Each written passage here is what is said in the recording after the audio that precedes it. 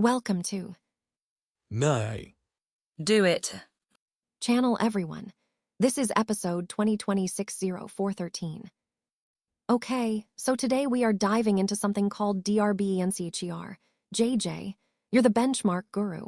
What is the big, blind spot this is trying to fix?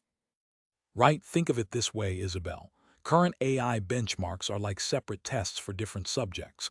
One test is just for math, another is just for looking up facts online, but in the real world, a research agent doesn't do that. It has to mix them together. It might browse a web page to find a company's revenue, then calculate a growth rate, then look up a competitor. Existing benchmarks miss this crucial interleaving of skills. Exactly, it creates an illusion of capability. An agent might ace the browsing test and ace the math test, but completely fail a task that requires doing both in sequence. It's like testing a chef on chopping and on sautéing, but never seeing if they can make a full dish. So DRBENCHER is the full dish exam. How does it generate these complex recipe questions?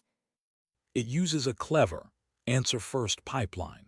First, it starts with a known answer from a knowledge graph, like the exact atomic weight of an element or a company's profit margin from a specific year.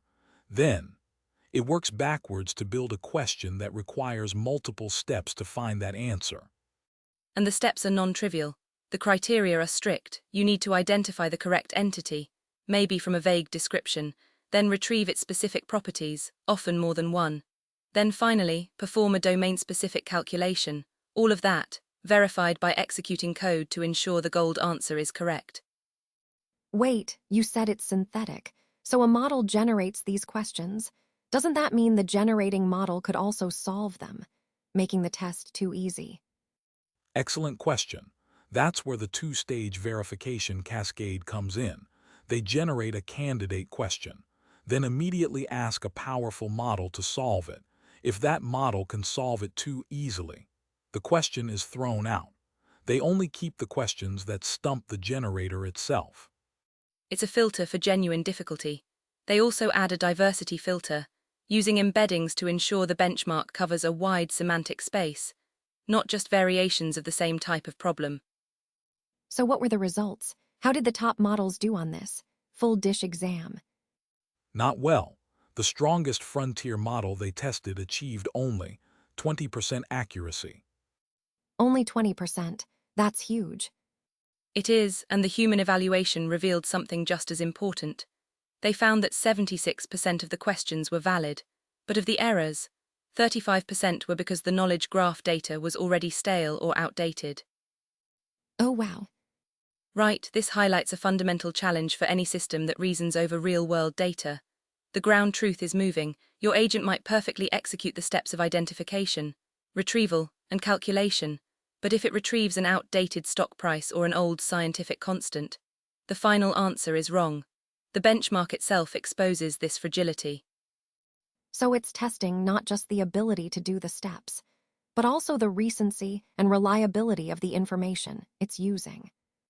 Precisely, compared to other manually built benchmarks, DRBENCHER achieved the highest semantic diversity. It's a more comprehensive and arguably more realistic stress test for deep research agents. This is fascinating.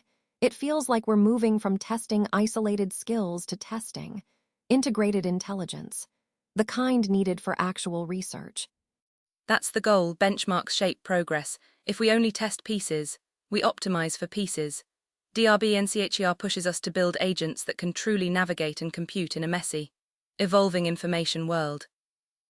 Thank you, JJ. Thank you, Jiyoung.